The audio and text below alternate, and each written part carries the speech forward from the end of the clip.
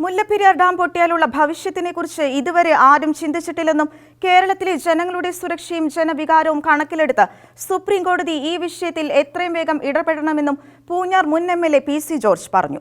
മുല്ലപ്പെരിയാറിൽ പുതിയ ഡാം നിർമ്മിക്കണമെന്നാവശ്യപ്പെട്ട് തമിഴ്നാടിന് ജലം, കേരളത്തിന് സുരക്ഷ എന്ന നിർദ്ദേശമുയർത്തി എക്ലേസിയ യുണൈറ്റഡ് ഫോറത്തിന്റെയും സംയുക്ത ക്രൈസ്തവ സമിതിയുടെയും നേതൃത്വത്തിൽ ഇടുക്കി മേരികുളം സെന്റ് ജോർജ് പള്ളി പാരിഷ് ഹാളിൽ നടന്ന പ്രാർത്ഥനാ ദിനാചരണം ഉദ്ഘാടനം ചെയ്ത് സംസാരിക്കുകയായിരുന്നു അദ്ദേഹം.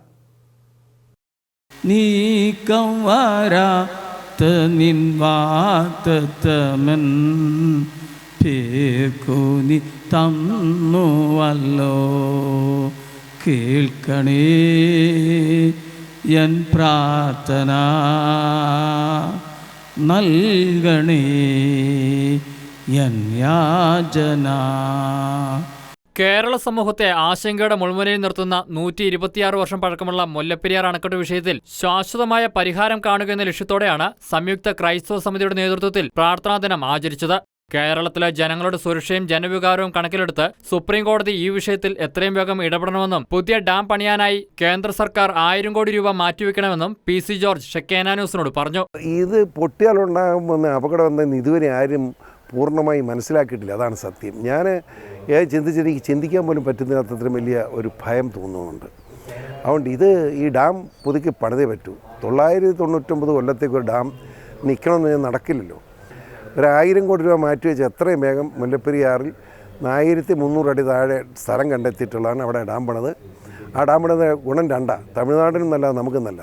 തമിഴ്നാടിന് വെള്ളം നമ്മുടെ ജീവൻ, ഇതാണല്ലോ നമ്മുടെ മുദ്രാവാക്യം. 1300 അടി താഴെ ഈ ഡാം എടുക്കാനുള്ള പ്രത്യേകത എന്താണെന്ന് വെച്ചാൽ ഇപ്പോൾ ഉള്ളതിൻ്റെ ഇരട്ടി കാച്ചുവൻ്റ് ഏരിയ, ഡാമിൻ്റെ ഉയരവും ഇരട്ടിയാവും.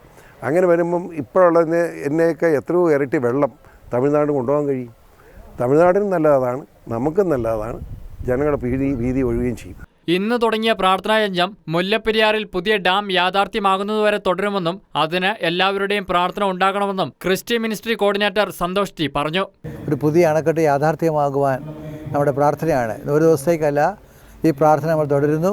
എല്ലാ ദിവസവും സാധിക്കുന്നിടത്തോളം പേര് രാത്രി 10 തൊട്ട് 10 വരെ ഒരുമിച്ച് ഒരു സ്വർഗസ്നാപിതാവും യേശുവിൻ്റെ നാമത്തിൽ പ്രാർത്ഥിച്ച് കർത്താവെ ഞങ്ങളുടെ ജനത്തിന് സംരക്ഷണം ലഭിക്കുവാൻ, കൃപ ലഭിക്കാൻ പ്രാർത്ഥിക്കുകയാണ്. കേരള, തമിഴ്നാട് സർക്കാരുകളുടെയും ഉന്നത ന്യായപീഠത്തിന്റെയും സാങ്കേതിക വിദഗ്ധരുടെയും ഉചിതമായ പഠനത്തിലൂടെയും തീരുമാനത്തിലൂടെയും മാത്രമേ ജനലക്ഷങ്ങളുടെ ജീവന് ഭീഷണിയായ ഈ പ്രശ്നത്തിന് ഒരു ശാശ്വതമായ പരിഹാരം സാധ്യമാകുകയുള്ളൂവെന്നും ഇതിനായി ദൈവസന്നിധിയിൽ ഒരു മനസ്സോടെ പ്രാർത്ഥിക്കാമെന്നും സംയുക്ത ക്രൈസ്തവ സമിതി നേതൃയോഗം വ്യക്തമാക്കി. എക്ലേസിയ യുണൈറ്റഡ് ഫോറത്തിന്റെ ചെയർമാൻ ഫാദർ ജോൺസൺ തേക്കടിയിലും സംയുക്ത ക്രൈസ്തവ സമിതി ജനറൽ സെക്രട്ടറി അഡ്വക്കേറ്റ് ജസ്റ്റിൻ പള്ളിവാതുക്കലും പ്രാർത്ഥനാ ദിനാചരണത്തിന് നേതൃത്വം നൽകി. പെന്തക്കോസ്റ്റ് കൗൺസിൽ ഓഫ് ഇന്ത്യയെ പ്രതിനിധീകരിച്ച് ജെയിംസ് പടനാട്, IPC സഭയെ പ്രതിനിധീകരിച്ച് അനിൽ കൊടിത്തോട്ടം പാസ്റ്ററും വിഷയാവതരണം നടത്തി. തമിഴ്നാടിന് ജലം, കേരളത്തിന് സുരക്ഷ എന്ന നിർദ്ദേശമുയർത്തി നടന്ന പ്രാർത്ഥനായജ്ഞത്തിൽ സംസ്ഥാനത്തിന്റെ വിവിധ മേഖലയിൽ നിന്നുള്ള ക്രൈസ്തവ സഭാ മേലധ്യക്ഷന്മാരും പുരോഹിതന്മാരും പാസ്റ്റർമാരും വിശ്വാസികളും പ്രാർത്ഥനായജ്ഞത്തിൽ പങ്കെടുത്തു.